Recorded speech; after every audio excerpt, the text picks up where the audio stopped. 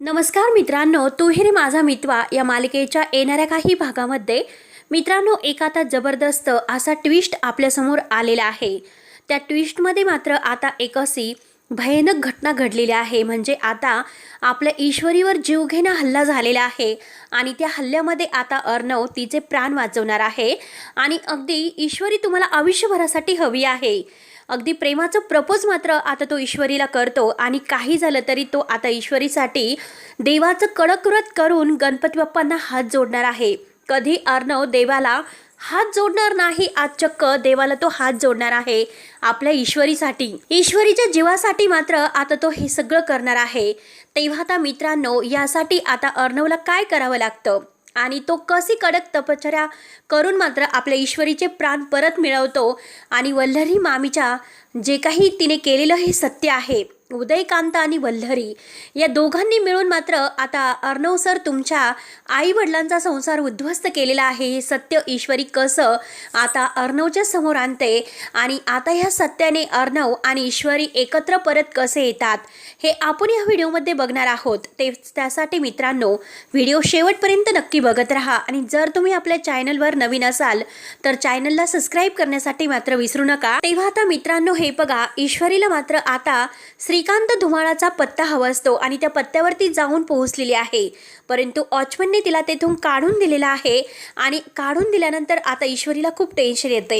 येता येता ती अर्णवला फोन करते आणि अर्णवला मात्र आता सांगते की जे आता तिला करायचं आहे त्याबद्दल लवकरात लवकर पुरावे माझ्या बाजूने असतील। परंतु आता ईश्वरी घरी येते। ईश्वरी घरी आल्यानंतर अर्णवला हे सगळं काही सांगते। अर्णव आता लगेच ईश्वरीला विचारतो की तुझ्याकडे त्या धुमाळांचा नंबर आहे का। त्यावरती मात्र आता ईश्वरी लगेच तो नंबर देते आणि अर्णव ईश्वरी मिळून त्या अगदी श्रीकांत धुमाळाला फोन करतात आणि श्रीकांत धुमाळाला फोन करून मात्र सर्व काही सत्य सांगतात। आणि आता श्रीकांत धुमाळाला जे सत्य अर्णवने विचारलेलं आहे की हे बघा, जितके पैसे तुम्हाला लागत असतील तितके पैसे घ्या, परंतु जे सत्य 15 वर्षापूर्वी घडलेलं आहे तर ते सत्याचे पुरावे आम्हाला हवे आहेत। तुम्हाला जर काही माहिती असेल लवकरात लवकर ते सगळं काही आम्हाला सांगा। ईश्वरी म्हणते की हे बघा, 15 वर्षापूर्वीच्या ज्या आईला तुम्ही म्हणजे तेथे अडकवलेलं होतं त्या सत्यामध्ये, त्या न्यूजमध्ये, तर त्या आई त्या म्हणजे त्या बाईची मुलगी मी बोलते।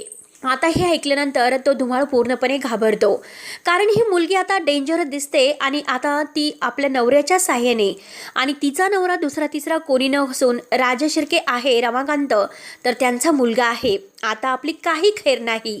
जर मात्र आता हे सत्य यांच्यासमोर आले तर मात्र आता अवघड होईल आणि आपल्या सर्व काही ह्या पदाचा म्हणजे खूप मोठा स्फोट होईल आणि आपलं जे काही आहे ते सगळं हैवदैव जाईल। इतक्या दिवसाचं ते सत्य दडून ठेवलेलं आहे तर ते सत्य उघड व्हायला नको, म्हणून यासाठी आता तो काही सांगायला तयार नसतो आणि शेवटी म्हणतो की बरं ठीक आहे, तुम्ही मला जितके पैसे देतात ते पैसे मी घ्यायला तयार आहे आणि तुम्हाला सत्याबद्दल माहिती द्यायला तयार आहे, असे तो मुद्दाम आता खोटं बोलतो। आणि तो खोटं बोलून आता लगेच उदयकांतला फोन करतो।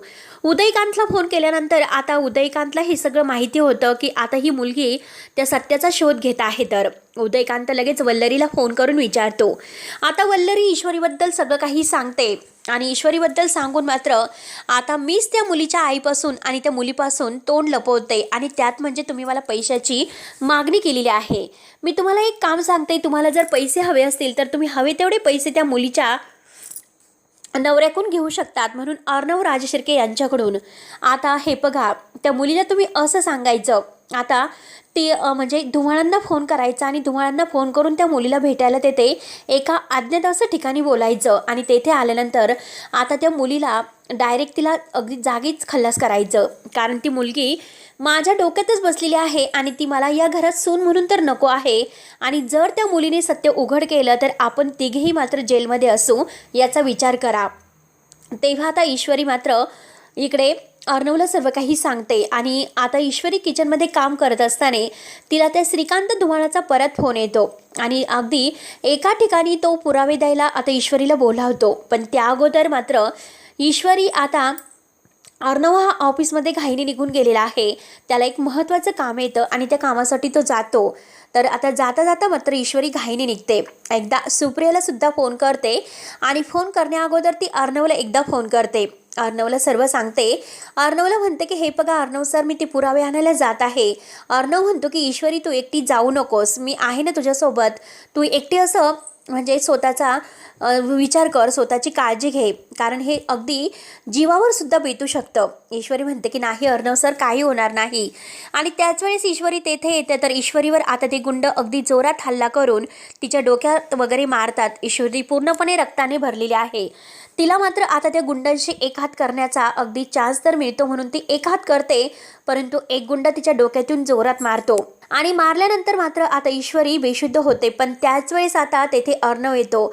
अर्णव त्या सगळ्या गुंडांना मारतो आणि ईश्वरी धारातीर्थ तेथे पडलेली आहे जखमी अवस्थेत.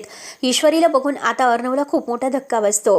अर्णव म्हणतो की ईश्वरी, मिस इंदौर तू कुठे, मला हवी आहे. तू कुठेच जाऊ शकत नाही, तुला काही होऊ शकत नाही.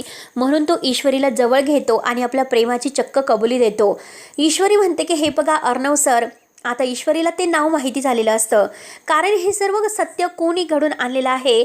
कारण आता ईश्वरी जेव्हा त्या धुमाळाला भेटायला येते तेव्हा मात्र आता त्या धुमाळाने अगोदर ईश्वरीला ते नाव सांगितलेलं आहे की उदयकांत आणि वल्लरी यांनी केलेलं हे कारस्थान आहे. आणि ईश्वरीला ते सत्य माहिती झाल्यानंतर ईश्वरीवर हल्ला झालेला आहे. आता अर्णव हा ईश्वरीला धरतो आणि ईश्वरी तुला काही होणार नाही, तुम्हाला आयुष्यभरासाठी हवी आहे असे म्हणतो. त्यानंतर मात्र आता लगेच ईश्वरी ही बेशुद्ध पडलेली आहे. पण त्या अगोदर ती अर्णवला हे सत्य सांगते, तुमच्या वडिलांबद्दल आणि माझ्या आईबद्दल जी घटना घडलेली आहे तर त्याचं सत्य मला तुम्हाला सांगायचं आहे. अर्णव म्हणतो की ते सत्य मला महत्त्वाचं नाही, तू महत्त्वाचे आहे. मिस इंदौर, मी तुला काही होऊन देणार नाही. म्हणून तो चक्क ईश्वरीला आपल्या पाठकुळी घेतो आणि पाठकुळ घेऊन अगदी धावतच मात्र तो तिला हॉस्पिटलला घेऊन जातो. आता हॉस्पिटलला गेल्यानंतर ईश्वरी पूर्णपणे कोमात गेलेली आहे, कारण तिला आता रक्ताची खूप गरज आहे. आणि आता रक्त कमी पडल्यामुळे आता डॉक्टर म्हणतात की हे बघा लवकरात लवकर काहीतरी करा आणि रक्ताची सोय करा. त्याच वेळेस मात्र आता लगेच इकडे ईश्वरीच्या आईवडिलांचा जो रक्तगट आहे तर तो वेगळा आहे. परंतु आता मात्र ईश्वरीला आता हे रक्त कोण देणार आहे याचा अर्थ प्रश्न पडतो, कारण आता सुप्रियाचा रक्तगट वेगळा असतो आणि आता सुप्रियाचा रक्तगट वेगळा असल्यामुळे आता नम्रताचा रक्तगट हा सेम टू सेम आहे. आणि आता शेवटी नम्रताचं रक्त मात्र ईश्वरीला देण्यात येते.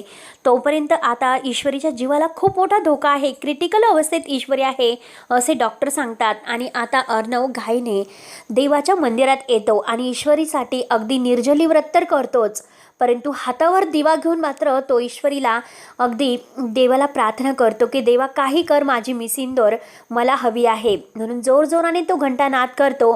त्याच्या हातातून रक्त येत असतं पण तरीसुद्धा तो आपला विचार करत नाही आणि घाईने मात्र आता तो तेथे इतका म्हणजे कधी देवाला हात न जोडणारा अर्णव आज चक्क देवाच्या मंदिरात आहे. आणि त्याच वेळेस अंजलीला हे सगळं माहिती होतं, कारण अंजली देवाच्या मंदिरात आलेली आहे. आणि आता देवाच्या मंदिरात आलेली बघून मात्र आता लगेच ती अर्णवला पाहते. अर्णवला आता इतकं देवाची कडक अगदी हे व्रत करणारा दुसरा तिसरा कोणी नसून तो चिंटू आहे तर.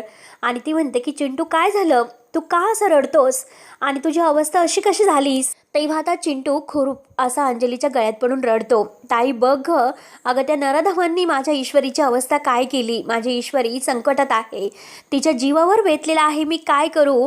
ताई तू आपल्या ईश्वरीसाठी काहीतरी कर ना, देवाकडे माग ना तिचं आयुष्य. म्हणून तो अगदी रडत असतो. तेव्हा आता अंजलीला धक्का बसतो. अंजली म्हणते की अर्णव काय झालं ईश्वरीला. आता अर्णव घडलेला सगळा काही प्रकार सांगतो. ताई मी तुला आत्तापर्यंत काही सांगितलेलं नाही, पण आता मी तुला सगळं काही सांगेल, फक्त तू माझ्यावर विश्वास ठेव.